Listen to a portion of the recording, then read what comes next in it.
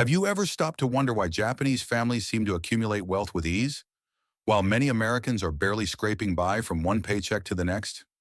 What if I told you it's not really about how much they make, but about certain principles they've been quietly using for generations? Here's something intriguing. Warren Buffett once shared that several of his wealthiest friends are Japanese, and every single one of them follows a similar set of money-building habits. The fascinating part? They grow their fortunes quietly, no flashy cars, no oversized mansions, none of the loud displays of wealth we're so used to seeing in America.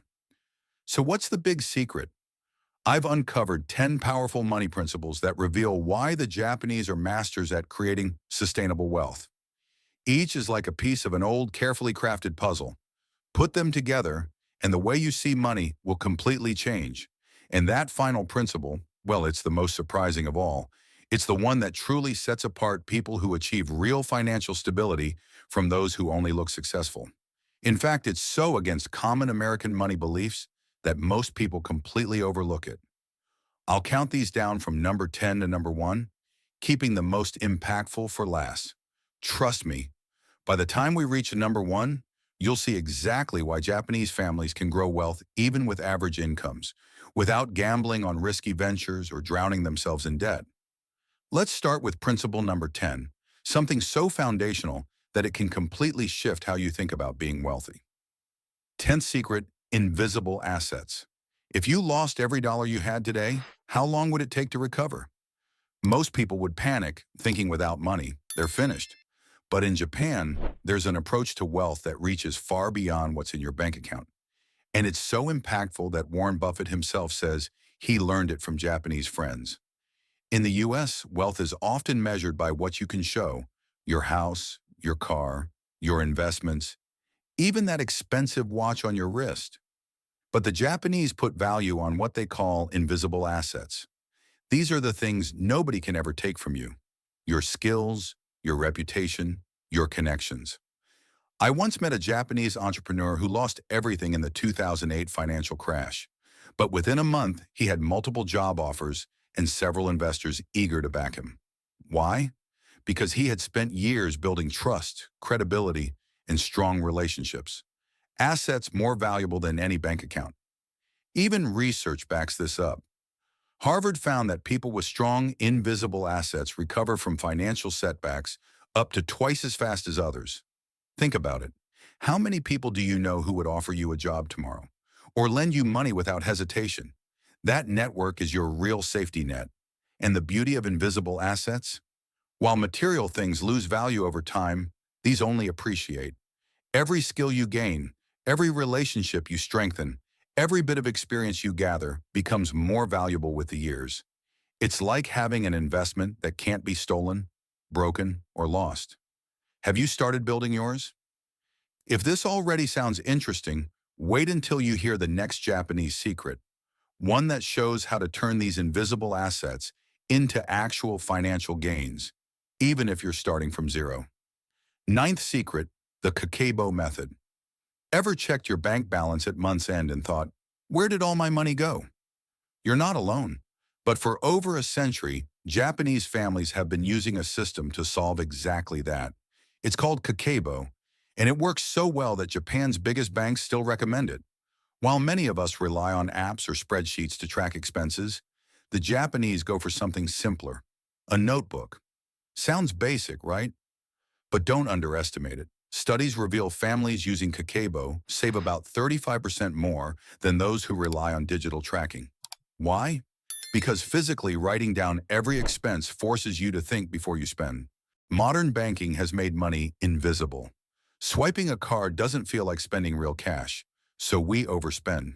Kakeibo makes money tangible again, putting your finances where you can actually see and control them. Here's how it works.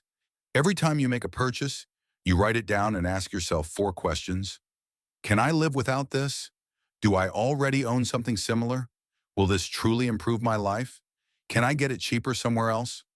A study of 1,000 Japanese households found that families using Kakeibo not only saved more, but had virtually no credit card debt, not because they made more money, but because they spent more intentionally.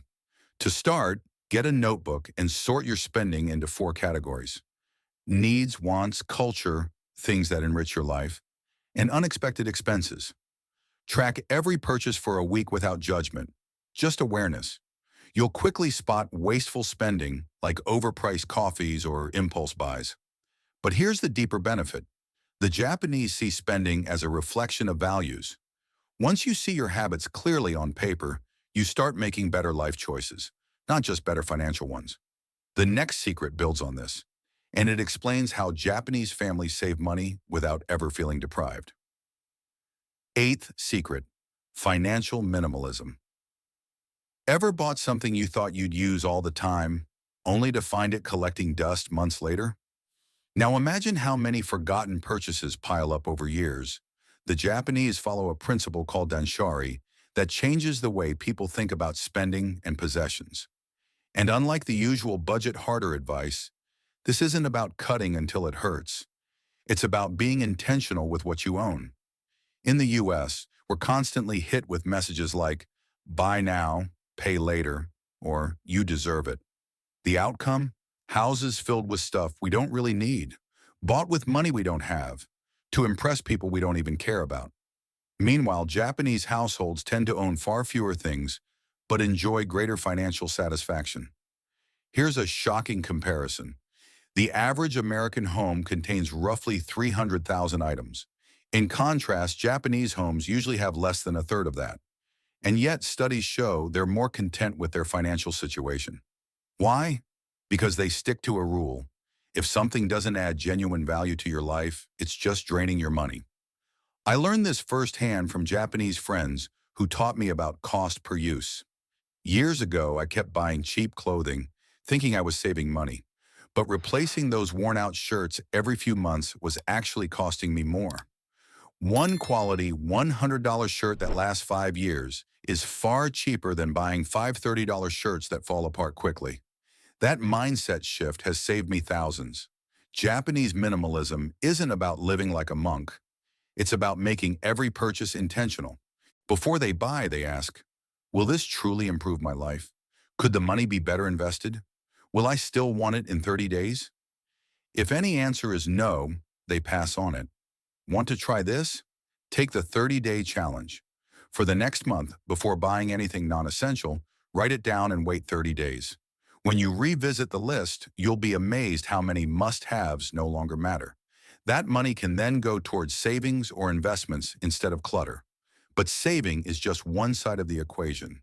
The next secret explains why Japanese families almost never use credit cards, and how this choice shields their wealth better than many investment plans. Seventh secret, the Japanese caution around debt. Have you noticed that swiping a credit card doesn't feel like spending real money? That's the danger.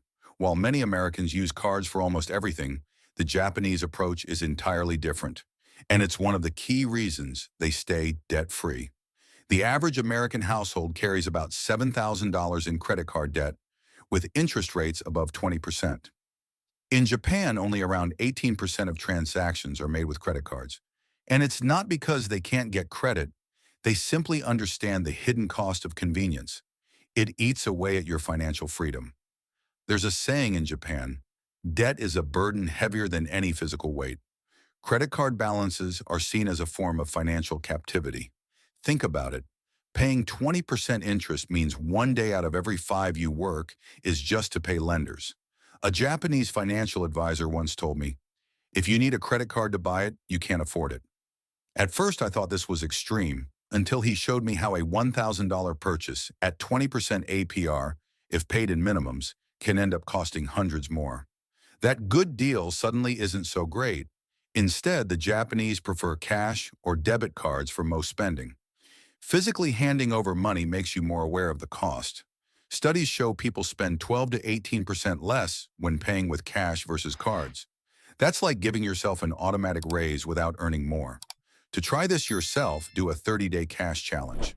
Withdraw your weekly spending allowance in cash and use that instead of cards.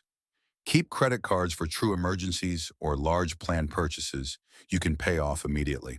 And here's where it gets even more interesting. The Japanese start teaching smart money habits to their kids from a very young age. creating financially wise adults before they even leave home.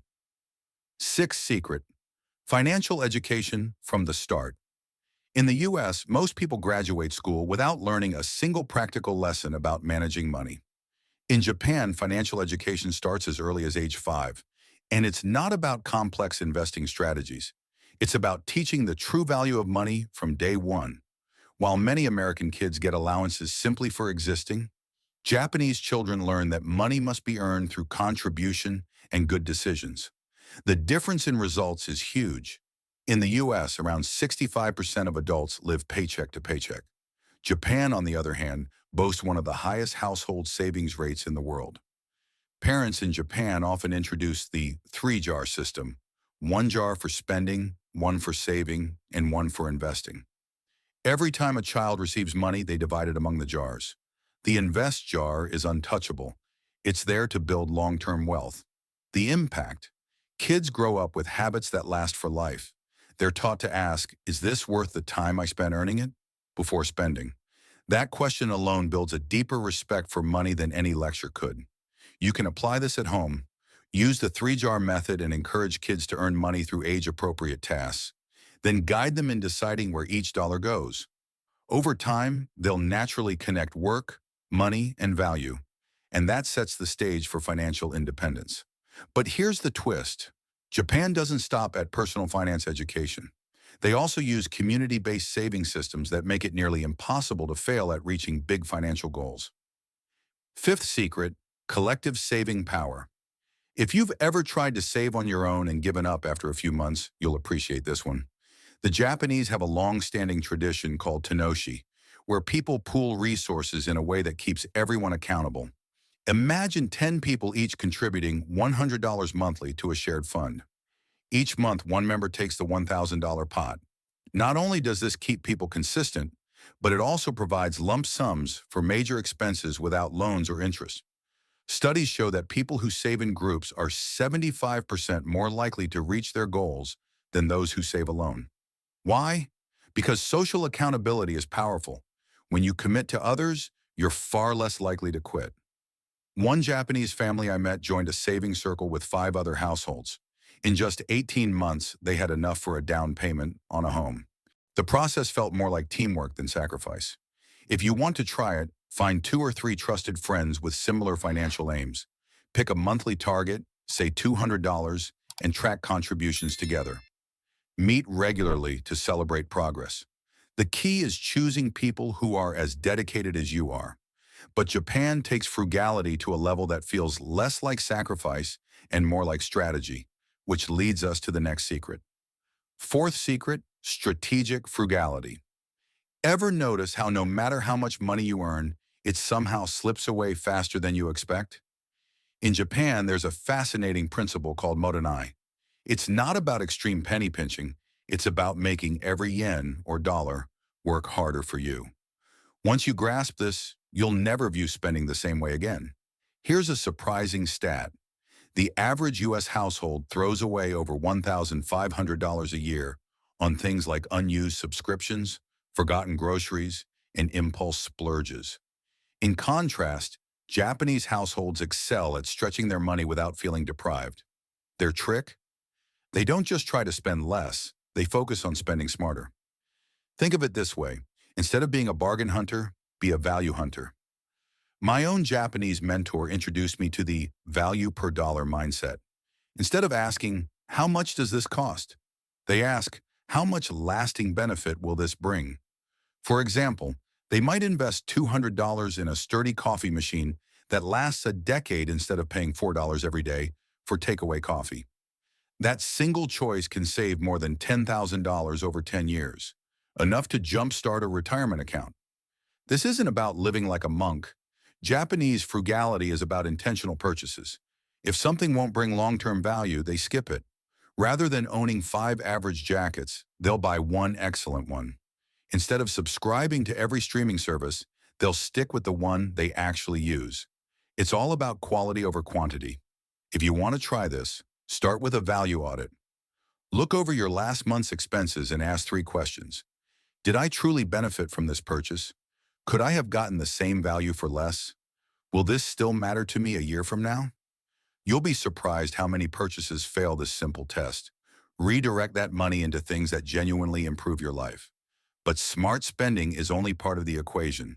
In the next secret, we'll explore Japan's brilliantly simple money management system that even the most chaotic spender can master. Third secret, the envelope method. Have you ever reached the end of the month and wondered, where did all my money go? You're not alone.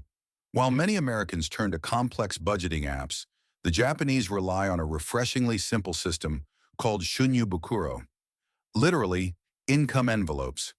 Here's how it works. Instead of letting money vanish into invisible digital transactions, they divide their monthly income into physical envelopes, one for rent, one for groceries, one for savings, and so on. When an envelope is empty, that category's spending stops. No exceptions. It might sound old-fashioned, but here's the kicker. Research shows people using this method save 28% more than those relying on digital tools. Why? Because handling physical cash makes spending real. I learned this firsthand. I thought I was disciplined because I used a budgeting app, until a Japanese friend showed me his envelope system. Within 3 months, I discovered I had been overspending by $600 a month without realizing it. That's $7,200 a year disappearing quietly. To try it, start by splitting your monthly income into 6 envelopes. Housing, 35% food, 15% transportation, 15% savings, 20% entertainment, 10% miscellaneous. 5% adjust the percentages for your lifestyle, but never borrow from one envelope to fund another. If your entertainment money is gone, it's a stay-at-home weekend. The beauty of this system is both practical and psychological. You see your money shrinking, and you automatically make better choices. Watching your savings envelope grow month after month is more motivating than any app notification, but budgeting is just the start. In the next secret, you'll see how the Japanese approach investing in a way that builds long-term stability without constant stress. Second secret, the Japanese way of investing. Why is it that so many people invest in the stock market but so few achieve lasting wealth? While many Americans chase hot tips and get rich quick trends like cryptocurrency, Japanese investors have quietly followed a method that has worked for generations, and anyone can do it. Here's a sobering fact. 85% of individual investors lose money trying to time the market or pick the next big stock. In Japan, the focus is on what they call steady stream investing. The idea is simple. Invest consistently in proven, understandable assets over time and let compounding do the heavy lifting. One Japanese mentor told me, if you can't explain an investment to a 10-year-old, you shouldn't put your money in it. That advice has saved me from countless financial mistakes. Japanese investors prefer straightforward vehicles like index funds, dividend-paying stocks, and REITs, investments that provide steady, predictable returns. Their approach rests on 3 principles. Think long-term, decades, not months. Favor steady income over quick wins. Never risk money you can't afford to lose. For example, investing $500 a month in a broad market index fund with an 8% average return could grow into more than $500,000 in 25 years. That's the quiet power of patience and discipline. If you want to try this, start with the sleep test. Only invest in things that won't keep you up at night. Low-cost index funds tracking the total market and dividend stalwarts like Johnson & Johnson or Procter & Gamble may not be exciting, but the goal is wealth, not bragging rights. And that leads us to the final, most profound Japanese wealth principle. First secret, silent wealth. When you see someone driving a luxury car or living in a sprawling mansion, it's easy to assume they're rich. But in Japan, there's a saying that flips this assumption on its head. True wealth is quiet. Studies show that 80% of American millionaires actually drive modest cars and live in average homes, just like many wealthy Japanese families. While Western culture often rewards visible signs of success, Japan prizes discretion. In practice, that means the wealthiest Japanese avoid flashy brands, send their kids to public schools, and choose investments over luxury splurges.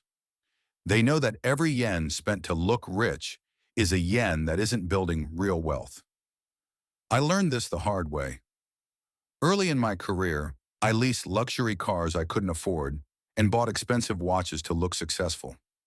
Then I met a Japanese businessman worth millions who drove a Toyota and wore a simple Seiko watch. His wealth wasn't on display. It was working quietly in the background, growing year after year. Want to try this? For the next month, before every purchase, ask, am I buying this because I need it or because I want others to see it? Then redirect that money into investments, savings, or debt repayment. Silent wealth won't earn you social media likes, but it will give you something much better: financial security, freedom, and the ability to build a legacy for future generations. And in the end, that's the kind of wealth that truly matters.